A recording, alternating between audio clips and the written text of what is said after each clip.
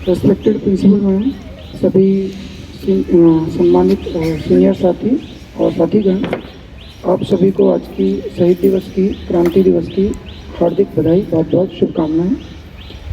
आज का दिन और वो भी हम लोगों का मेरठ में उपस्थित होना बहुत बहुत भाग्य की बात है, सौभाग्य की बात है कि जो 1857 की क्रांति हुई पूरे भारत के अंदर, पूरे भारत में भी खासतौर पे ये उत्तर की तरफ ज़्यादा रही, दक्षिण की तरफ इसका शायद ही कोई प्रभाव पहुंचा था, लेकिन उत्तर भारत में जो हुई उसका केंद्र मेरठ था।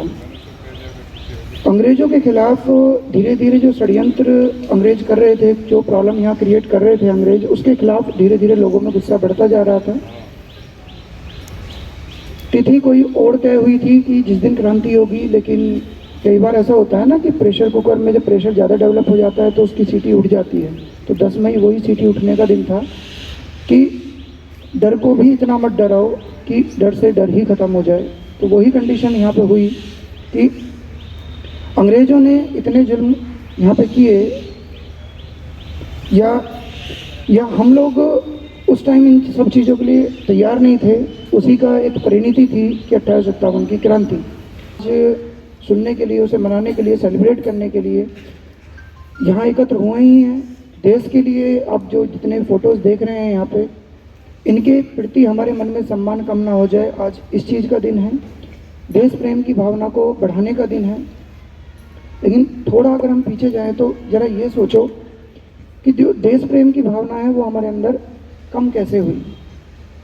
जैसे हम लोगों को उदारता के लिए जाना जाता है। भारत ने कभी किसी देश पे आक्रमण नहीं किया, लूट खसोट भारत का कभी भी उद्देश्य नहीं रहा। हमारी परंपरा, हमारी संस्कृति कभी किसी का हड़पने की नहीं रही। इसका एक उदाहरण अगर हम देखें तो आप देखो, मोहम्मद गौरी को 16 बार हरा के जिंदा छोड़ दिया था। तो उस टाइम के कुछ उसूल रहे होंगे। हम लोग, पूरा देश जो था वो उदार है। देश उदार हो सकता है, समाज उदार हो सकता है, लेकिन बेटा एक शब्द है जिसे राज्य कहते हैं। राज्य, जिसकी परिभाषा हमारे संविधान में आर्टिकल 12 में दी गई है कि राज्य किसे माना जाए। मेरा मानना है, मेरा पर्सनल ओपिनियन है, राज्य को कभी उदार नहीं होना चाहिए। अगर राज्य उदार हुआ तो देश की सुरक्षा का, राष्ट्र हित का खतरा उत्पन्न हो जाता है। राज्य का पहला काम है देश की सीमाओं की सुरक्षा करना। अगर आप वहाँ उदारता दिखाओगे तो सामने वाला उदारता दिखाने के मूड में है नहीं। हमने उदारता दिखाई, राज्य ने थोड़ी उदारता दिखाई, 16 बार गौरी को छोड़ दिया, और जब एक बार गौरी जीता उसने एक बार भी उदारता नहीं दिखाई। उस टाइम पृथ्वीराज चौहान जी उनके सामने थे, और जैसे ही गौरी जीते आप देख लो कि उन्होंने एक बार भी भारत को माफ़ नहीं किया। क्या हाल हुआ अपने आप देखो। सन थी 1192। कौन सा सन था? 1192। उसके बारे में, पृथ्वीराज चौहान जी के बारे में अगर आप थोड़ा सा विकिपीडिया करोगे, विकिपीडिया फिर भी काफ़ी ऑथेंटिक है क्योंकि वहाँ पे जानकारियाँ काफ़ी सर्च करके तभी लिखी जाती है। कोई अनाप शनाप उस पर नहीं लिख सकता। 100% कोई ठीक नहीं है, लेकिन विकिपीडिया फिर भी काफ़ी ऑथेंटिक है। तो उस पर 1192 के बारे में ये लिखा हुआ है कि भारत के पराक्रम का अंत उस दिन हुआ, सोशली, इकोनॉमिकली उस दिन भारत का पतन स्टार्ट हुआ। और आप देखो, इन्वेडर्स जो आए थे, आक्रमणकारी, वो सब 1192 के बाद ही आने स्टार्ट हुए थे, क्योंकि उतने ऊंचे कद का नेता फिर भारत के अंदर, ऐसा क्षत्रिय, ऐसा महापुरुष, ऐसा योद्धा भारत के पास अब नहीं था। जब 1192 था तो मैं थोड़ा अंदाज़ा लगवाऊँ, 1192 में पूरे वर्ल्ड में की जो जीडीपी थी, जीडीपी मतलब पूरे वर्ल्ड की जो एक साल की इनकम होती है पूरे वर्ल्ड की, जिसमें सारे देश शामिल हैं, उस जीडीपी में भारत का उस समय योगदान 36% था। कितना था? 36% था। तो पूरे वर्ल्ड की, अगर पूरे वर्ल्ड की इनकम को 100 रुपये माने पूरे वर्ल्ड की, तो 36 रुपये भारत के थे। और जब अंग्रेज यहाँ से अगले 600 सालों तक, 700 सालों तक आप देखोगे, या तो अंग्रेज रहे, कोई ना कोई इन्वेडर्स भारत पे जो उन्होंने राज किया, और जब अंत में अंग्रेज यहाँ से छोड़ के गए तो पूरे भारत की, पूरे वर्ल्ड की जीडीपी में भारत का योगदान 1.2% था। किस हिसाब से भारत का दोहन हुआ कि कहाँ हम 36% कंट्रीब्यूशन देने वाले देश किस पे आ गए? 1.2% पे। और आज जो हमारी सोच है, हमारी कोशिश है, पूरे वर्ल्ड की जीडीपी में 3% का हमारा योगदान करने की कोशिश है। तो अभी तक अपने स्वर्णिम काल को हम लोग क्या नहीं कर पाए? अचीव नहीं कर पाए। 1857 तो अभी 200 साल 150 साल पुराना सन है। भारत की संस्कृति तो उससे भी ज़्यादा पुरानी है। एक जापान के दार्शनिक हैं हुशी। देखो, बाहर के व्यक्ति को कोट करना इसलिए आसान होता है क्योंकि वो बायस्ड नहीं लगता। अगर भारत के किसी व्यक्ति को मैं कोट करूं, उनकी कोई बात कहूं, तो ऐसा लगता है ये उस पार्टी का होगा, ये उस पार्टी का होगा। इस वजह से बाहर के को थोड़ा कोट करने में रिस्क कम रहता है। तो हुशी जो एक दार्शनिक थे, 1938 से 1942 के बीच अमेरिका में वो राजदूत भी रहे।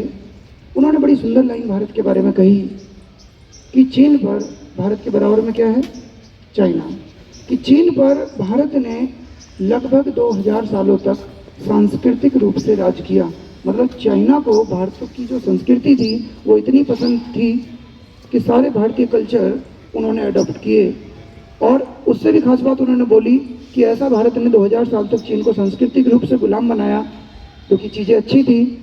इसके लिए भारत ने सीमा पार एक भी सैनिक नहीं भेजा।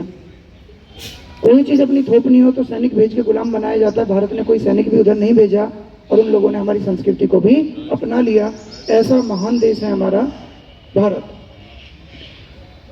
तो इसकी संस्कृति पे हमें हमेशा क्या करना चाहिए, गर्व करना चाहिए, हमें फक्र करना चाहिए। अब क्रांतिकारी क्यों नहीं पैदा होते? आप सोचो ना कि अब हमारे यहाँ क्रांतिकारी क्यों नहीं पैदा होते? क्योंकि अब बच्चों के थोड़े टारगेट, थोड़े मोटिव्स अलग हो गए हैं। जब हम ये सोचने लगे कि विद्यालय हित से बढ़कर हमारा हित नहीं है, देश हित से बढ़कर हमारा हित नहीं है, अगर इन दो हितों को हम अपने हितों से सर्वोपरि रखें तो आप देखो क्रांतिकारी तो यहाँ भी पैदा होंगे।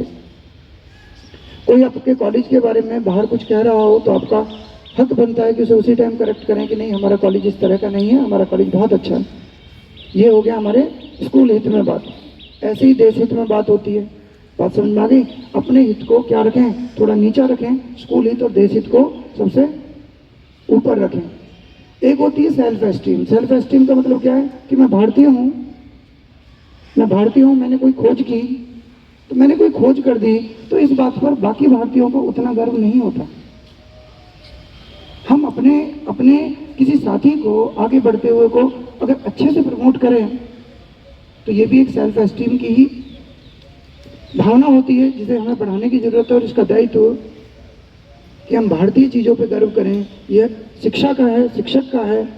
अब जो मंगल पांडे, जो मतलब हिंदुओं में गाय को माता के समान माना जाता है, और जो मोमडन में सुअर को अगर छू लेते हैं तो वो नमाज नहीं पढ़ सकते। तो इस बात से बहुत ज़्यादा बवाल मच गया है। याद रखो, चाणक्य ने इतिहास बना डाला था, क्रूर मगध राजा को मिट्टी में मिला डाला था, बालक चंद्रगुप्त को चक्रवर्ती सम्राट बनाया था, एक शिक्षक ने अपना लोहा मनवाया था। Thank you.